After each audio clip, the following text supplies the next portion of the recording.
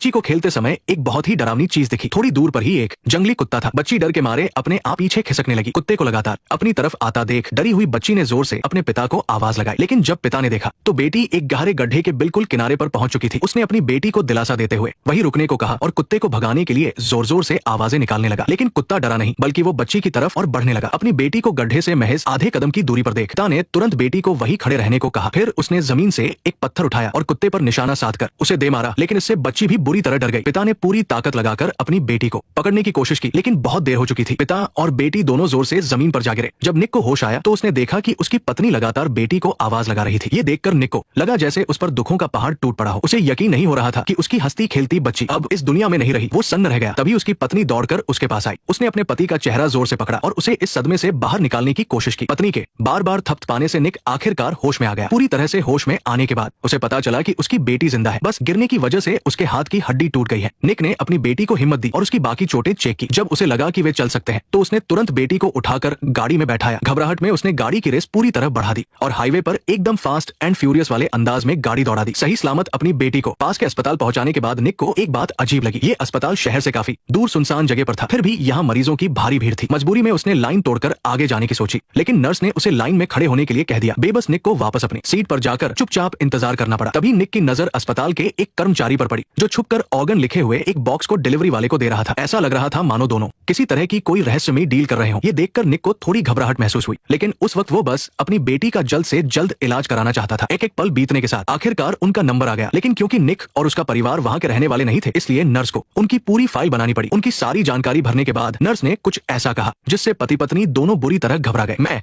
क्या आपसे pneumonia list के बच्चों की संख्या के बारे में दोबारा सोचने को कह सकती हूँ? अभी नहीं प्लीज। ये देखकर कि पति पत्नी इस बात को लेकर काफी असहज थे, नर्स ने तुरंत बताया कि ये अस्पताल का नॉर्मल प्रोसेस है। सारी जानकारी कंप्यूटर में डालने के बाद आखिरकार अस्पताल ने बेटी का चेकअप शुरू किया। जल्द ही एक बहुत ही अच्छे स्वभाव का डॉक्टर वहाँ आ गया और बच्ची की जांच करने लगा। राहत की बात यह थी कि हाथ टूटने के अलावा बच्ची को और कोई चोट नहीं आई थी, लेकिन निक को एक बात खटक रही थी। वो डॉक्टर उसकी बेटी की आंखों को लेकर बहुत ज्यादा दिलचस्पी दिखा रहा था। वो बार बार बच्ची की आंखों की तारीफ कर रहा था और लगातार उन्हें ही देखे जा रहा था। फिर उसने पति पत्नी से कहा कि वैसे तो बच्ची ऊपर से एकदम ठीक लग रही है, लेकिन अंदरूनी चोट की आशंका से इनकार नहीं किया जा सकता, इसलिए एक स्कैन करना बहुत जरूरी है। ये सुनकर उन्होंने बिना किसी हिचकिचाहट के सहमति पत्र पर साइन कर दिए। लेकिन निक के लिए हैरानी की बात यह थी कि जैसे ही वो साइन करके वापस लौटा, टेस्ट करने वाले डॉक्टर भी तुरंत वहां आ गए। जब वे अस्पताल में आए थे तब डॉक्टरों का बर्ताव काफी रूखा था, लेकिन अब वे बहुत ही प्यार से पेश आ रहे थे। उन्होंने बच्ची को एक प्यारा सा खिलौना भी दिया और उसे व्हील चेयर पर लिफ्ट की तरफ ले जाने लगे। निक भी उनके साथ जाना चाहता था, लेकिन तभी डॉक्टर ने कहा कि नीचे वाला हिस्सा अस्पताल का बेहद सुरक्षित जोन है, इसलिए नियम के मुताबिक सिर्फ एक ही घर वाले को साथ जाने की इजाजत है। ये सुनकर निक ने ज्यादा कुछ नहीं सोचा और अपनी परेशान पत्नी को बेटी के साथ टेस्ट के लिए नीचे भेज दिया। लेकिन अब एक के बाद एक अजीबोगरीब घटनाएं होने वाली थी। खाली बैठा निक अपनी सीट पर वापस आ गया और इंतजार करने लगा। ऐसे ही कई घंटे बीत गए। जब काफी देर तक पत्नी और बेटी वापस नहीं आई तो निक को कुछ गड़बड़ लगी। वो तुरंत रिसेप्शन पर गया और उनके बारे में पूछा, लेकिन कुछ देर चेक करने के बाद वहाँ मौजूद डॉक्टर ने कहा कि सिस्टम में बच्ची का नाम ही नहीं है। ये सुनकर निक हैरान रह गया। वो सुबह ही तो अपनी बेटी को यहाँ लेकर आया था और रजिस्टर करवाया था, तो अब अचानक उसका नाम कैसे गायब हो गया? ये बात बोलते हुए निक का गुस्सा बढ़ता जा रहा था। उसे भड़कता हुआ देखकर बेचारी नर्स ने स्कैन रूम में काम करने वाले अपने साथी को फोन मिलाया, लेकिन वहां से जो जवाब मिला वो और भी चौंकाने वाला था। आखिरी स्कैन सुबह ही पूरा हो गया था और जिस मरीज का स्कैन हुआ था वह एक बूढ़ा आदमी था। तो तुम मुझे ऐसा क्यों बता रहे हो? माफ करना, वे यहाँ नहीं है। तुम मुझे ऐसा क्यों बता रहे हो? तुम मुझे ऐसा क्यों बता रहे हो? तुम मुझे ऐसा क्यों बता रहे हो? तुम ऐसा क्यों कह रहे हो? तुम ऐसा क्यों कह रहे हो? ये सुनकर निक के होश उड़ गए। उसकी समझ में नहीं आ रहा था कि दो जिंदा इंसान इस तरह अचानक से गायब कैसे हो सकते हैं। इस पूरी गुत्थी को सुलझाने के लिए वो छुपकर इमरजेंसी वार्ड में घुस गया और एक एक बिस्तर पर अपनी पत्नी और बेटी को ढूंढने लगा, लेकिन उसकी इस हरकत को देखकर सिक्योरिटी गार्ड ने उसे रोक लिया। शोर सुनकर वहां मौजूद डॉक्टर भी बाहर आ गया। जब दाढ़ी वाले चीफ डॉक्टर को निक की कहानी पता चली तो उसने कहा कि उसके पास पूरे दिन का रिकॉर्ड मौजूद है, लेकिन पूरी रजिस्टर चेक करने के बाद भी उसे बच्ची की एंट्री कहीं नहीं मिली। मामला बहुत उलझता जा रहा था। जब माँ और बेटी अस्पताल में आई थी तो फिर वे अचानक कैसे गायब हो गई? हालांकि निक की समझ में नहीं आ रहा था कि ये सब कैसे हुआ, लेकिन उसे पूरा यकीन था कि उसकी पत्नी और बेटी अस्पताल के ही किसी कोने में है। तभी अचानक उसकी नजर उस नर्स पर पड़ी जो सुबह उन्हें डॉक्टर के पास लेकर गई थी। दाढ़ी वाले डॉक्टर ने उसे आवाज लगाई और पूछा कि क्या उसने सुबह निक को देखा था। उस नर्स ने कहा कि हाँ, उसने निक को देखा तो था, लेकिन वो अस्पताल में बिल्कुल अकेला आया था और उसने खुद उसके घाव पर पट्टी बांधी थी। ये सुनते ही निक के चेहरे का रंग उड़ गया। निक को भड़कता हुआ देखकर और बात को बिगड़ने से बचाने के लिए नर्स ने तुरंत निक को नींद का इंजेक्शन लगा दिया। अस्पताल में हंगामा करने की वजह से डॉक्टर ने गार्ड्स को कहकर निक को एक कमरे में बंद करवा दिया। उन्हें लगा कि होश आने पर वो शांत हो जाएगा, लेकिन जिसे अपने परिवार की फिक्र हो वो चैन से कैसे बैठ सकता है? इंजेक्शन के असर की वजह से निक का बाहर निकलना नामुमकिन सा हो गया था। उसका दिमाग सुन्न पड़ने लगा था और वो होश खोता जा रहा था। जैसे ही वो बेहोश होने वाला था उसकी नजर पास ही अलमारी में रखी एड्राइन की शीशी पर पड़ी। पड़ी। अपने परिवार को ढूंढने की बेचैनी में उसने बिना कुछ सोचे समझे वो इंजेक्शन खुद को लगा लिया। तुरंत ही निक के शरीर में ताकत आ गई। उसने अपने हाथ पर तौलिया लपेटा और कांच पर एक जोरदार मुक्का दे मारा। बाहर निकलकर निक फिर से अपनी पत्नी और बेटी को ढूंढने लगा। तभी अचानक उसे एक जाना पहचाना चेहरा दिखा। ये वही डॉक्टर था जो सुबह उसकी बेटी को स्कैन के लिए लेकर गया था। लेकिन तभी गार्ड्स ने उसे फिर से देख लिया। ये देखकर निक को वहां से भागना पड़ा। पकड़े जाने के डर से वो अस्पताल से बाहर भाग गया। खुशकिस्मती से वो समय पर अपनी गाड़ी में छुप गया और गार्ड्स की नजरों से बच गया। पास वाली सीट पर रखे अपनी पत्नी के फोन को देखकर निक पूरी तरह टूट गया। उसे समझ नहीं आ रहा था कि जब उसकी पत्नी और बेटी अस्पताल के अंदर गई थी तो कोई भी उसकी बात का विश्वास क्यों नहीं कर रहा है। जब वो इसी निराशा में डूबा हुआ था तभी शीशे में उसे एक पुलिस की गाड़ी दिखाई दी। पुलिस को देखकर निक को एक उम्मीद जगी। वो तुरंत भागा और पुलिस की गाड़ी के सामने जाकर उसे रुकवा लिया। उसने दोनों पुलिस वालों को सारी बात बता दी। पूरी कहानी सुनने के बाद पुलिस वालों को भी इस बात पर यकीन नहीं हो रहा था। इस पूरी घटना का सच जानने के लिए वे निक को अपने साथ लेकर दोबारा अस्पताल पहुंचे। निक को पुलिस के साथ देखकर रिसेप्शन पर बैठी नर्स ने तुरंत एक सीक्रेट कॉल मिला दिया। ऐसा लग रहा था मानो सच में इस अस्पताल का कोई बहुत बड़ा राज है। जैसे ही वे रिसेप्शन पर पहुंचे निक ने उसी गार्ड को अपनी तरफ आते देखा। दोनों के बीच जबरदस्त बहस होने लगी। गार्ड को लग रहा था कि निक पागल हो गया है, लेकिन निक को पक्का यकीन था कि उसकी बेटी यहीं पर है। आखिरकार पुलिस के दखल देने पर गार्ड उन्हें चीफ डॉक्टर के पास ले गया। पुलिस के कड़े सवालों के बावजूद दाढ़ी वाला डॉक्टर अपनी पुरानी बात पर ही अड़ा रहा। उसने बताया कि उनके रिकॉर्ड में निक की बेटी का कोई नाम नहीं है और सुबह काम करने वाले स्टाफ के मुताबिक निक अस्पताल में बिल्कुल अकेला आया था और उन्होंने उसकी पत्नी या बेटी को वहां देखा तक नहीं। उसने कहा कि अगर पुलिस को यकीन नहीं है तो वे तीसरी मंजिल पर बने स्कैन रूम में जाकर चेक कर सकते हैं। वहां सारे स्कैन के रिकॉर्ड मौजूद है। लेकिन तभी निक ने कहा कि डॉक्टर झूठ बोल रहा है। उसे अच्छे से याद था कि सुबह उसकी पत्नी और बेटी जिस लिफ्ट में गई थी वो नीचे गई थी। हमारी स्कैनिंग लैब तीसरी मंजिल पर है। नहीं नहीं नहीं, मैंने उन्हें लिफ्ट में जाते और नीचे जाते हुए देखा है। ये साफ तौर पर शक पैदा करने वाला था। हमारी लैब तीसरी मंजिल पर है। जल्द ही वे सभी लिफ्ट से तीसरी मंजिल पर पहुंच गए। वहां मशीन में आखिरी समय सुबह के 9 बजे का दिख रहा था। इसका मतलब था कि उसके बाद से किसी ने भी उस मशीन का इस्तेमाल नहीं किया था। लेकिन निक का मानना था कि अस्पताल वालों ने ही कुछ हेराफेरी की है। जरूर उन्होंने ही उसकी पत्नी और बेटी को कहीं छुपाया है, इसलिए मशीन में कोई रिकॉर्ड नहीं है। कुछ समझ न आने पर पुलिस ने सुबह की ड्यूटी वाले चीफ डॉक्टर को बुलवाया। उसे सामने आता देख निक बहुत गुस्से में आ गया और उससे पूछा कि क्या वो उसे पहचानता है। उस डॉक्टर ने उसकी बेटी के हाथ की जांच की थी। निक की बात सुनने के बाद डॉक्टर ने निक की बात को सही बताया। ये देखकर निक ने राहत की सांस ली। लेकिन इसके बाद डॉक्टर ने जो कहा उससे निक फिर से टूट गया। पुलिस वाले को उसकी बात सुनकर कुछ गड़बड़ लगी, क्योंकि